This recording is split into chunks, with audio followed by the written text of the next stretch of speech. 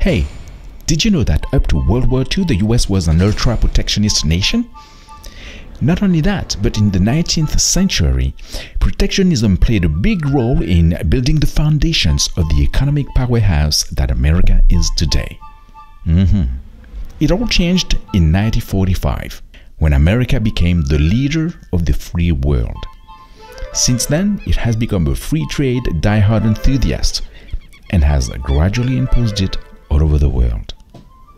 Fast forward to today, and the sitting administration has started a protectionism spree that looks like a trade war.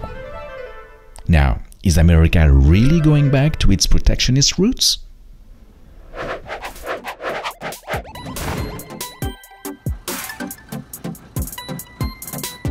Initially, the US fostered the development of free trade in part to prop up the economies of European nations that were in ruins at the end of the Second World War, so that those countries wouldn't go communist.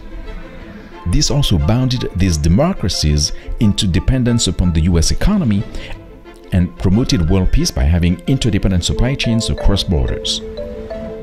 Now, how was the US able to enforce free trade all over the planet? They use several tools, so to speak, and two of these are particularly prominent: the dollar, which immediately became the world's trade currency after World War II, and the military, the US Navy in particular, which protects trade routes and key straits all around the world. Which of those two do you think is the most important? By far, it's the dollar. Easy guess, right?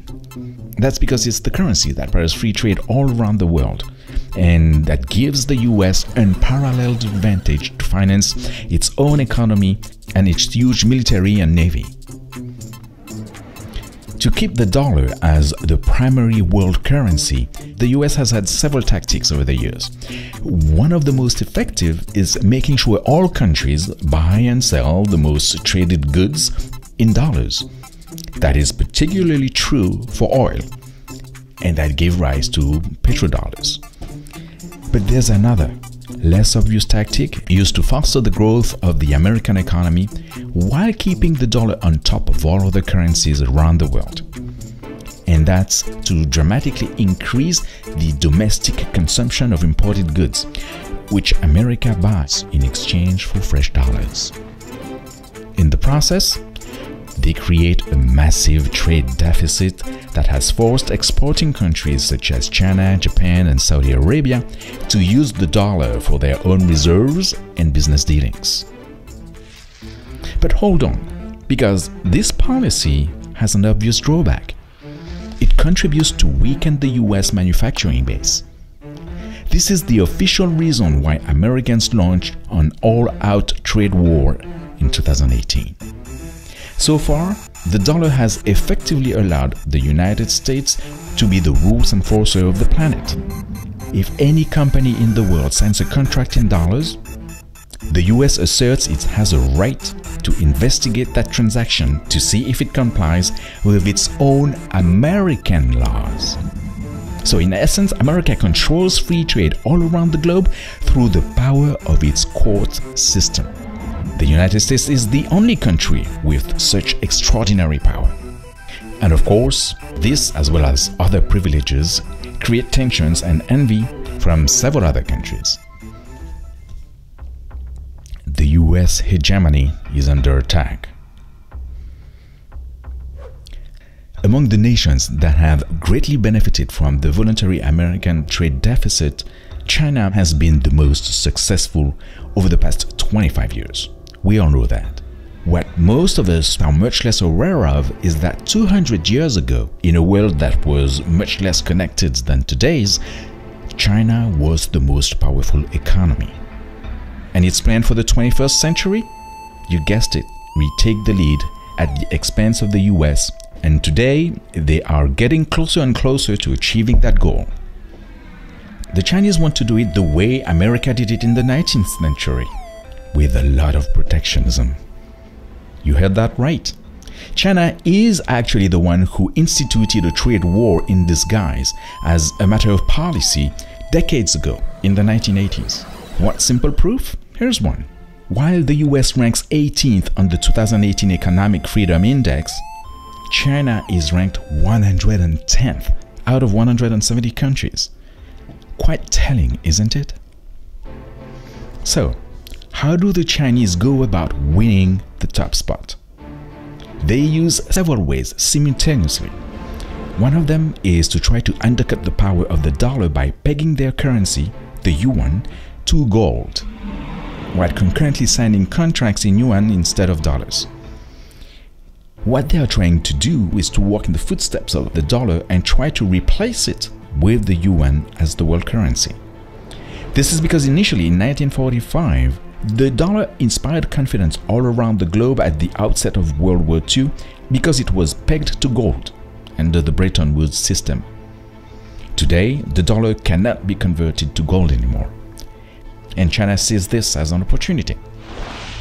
At the same time, the Middle Kingdom is building its military and navy to compete against the US and potentially replace it as a protector, or should we say as the controller of free trade routes.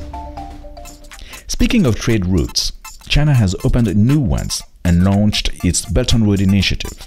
This is a colossal project that builds land-based routes, sea canals and ports on 3 of the 5 continents for an estimated $1 trillion at the very least. That is more than 10 times bigger than the $100 billion Marshall Plan in current dollars that the US provided to rebuild Europe after World War II. But the Belt and Road Initiative is even more than that.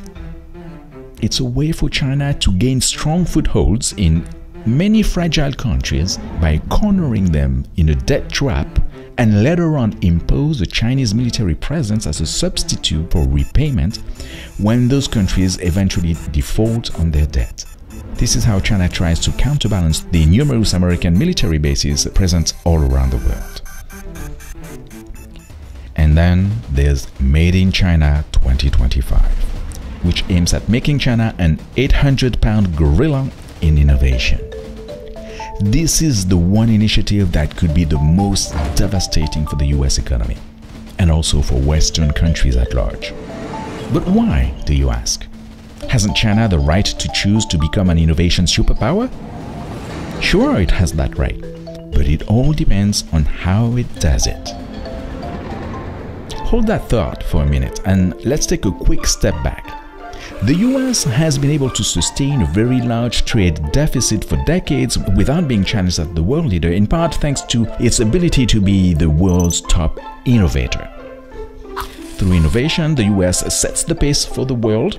It did so with cars, with commercial airplanes, with space rockets, with computers, with the internet, with smartphones, with artificial intelligence, and with self-driving cars, and so on and so forth. The rest of the world has been confident in America's ability to innovate, big time, and therefore has readily bought US debt and has readily financed the American Treasury. With Made in China 2025, the Middle Kingdom undermines the American preeminence in innovation. This initiative is about becoming the world leader in innovation in 10 sectors, of which artificial intelligence and robotics, cyber power, energy saving, power equipment, new materials, aerospace, ocean engineering, railways, drug and devices, and farming. The issue is not so much that China wants to innovate. That's a good thing. But it's how it's attempting to reach its dominance in innovation. It does so by using 2 questionable strategies among others. It buys innovative companies in the Western world, especially in the US and in Germany, and repatriates the technology to the mainland. That's one strategy. The second strategy, China intensifies its policy that requires Western companies to reveal their technologies as a condition to access its very large domestic market. Chinese companies then copy these technologies with little respect for patent rights. So in essence, China is gaining leadership in innovation by piggybacking on Western research and development efforts at no or very little cost. If it succeeds and displaces the US on the innovation front, the trust in the future of the American economy will be greatly eroded. The position of the dollar as the only world currency will decline. The ability for the US to finance its enormous military will also decline, and a dreadful downward spiral will be set in motion.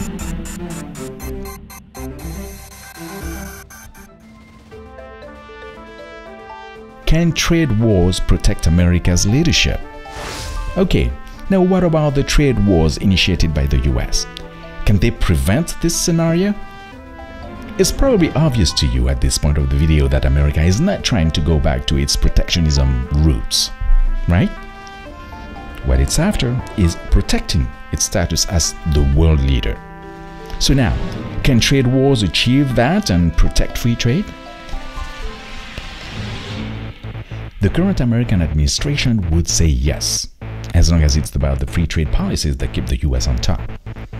Of course, the Chinese disagree and warn that trade wars may kill the current free trade status quo, which they've been abusing for decades.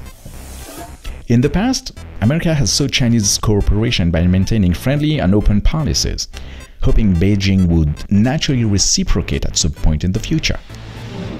But now is the future, and Beijing has believed so far that there would be no penalty for its damaging actions. By starting a trade war, the Trump administration has taken a different tack and broke away from the traditional American way of dealing with China. Note that several Democrats have approved that move, despite their deep lack of affection for the current president, and they've approved even more so than many Republicans. So, will all this help America stay in the lead? And is this going to be enough to bring China to the negotiation table and finally adopt open trade policies for its own economy? The truth is that it might not be a strong enough bargaining chip. This is unless Americans are ready to go all the way and bar access to the US market for most, if not all, Chinese goods and investments, using not only tariffs, but also all other kinds of trade barriers. That would be a very, very bold poker move. Now, what do you think? Is that economically feasible? Let us know in the comments. A little side note here. We are definitely not fans of Trump's, but we believe the merit of some of his ideas deserves to be evaluated. Okay, now it's time to hit the subscribe button because the best haha moments are yet to come.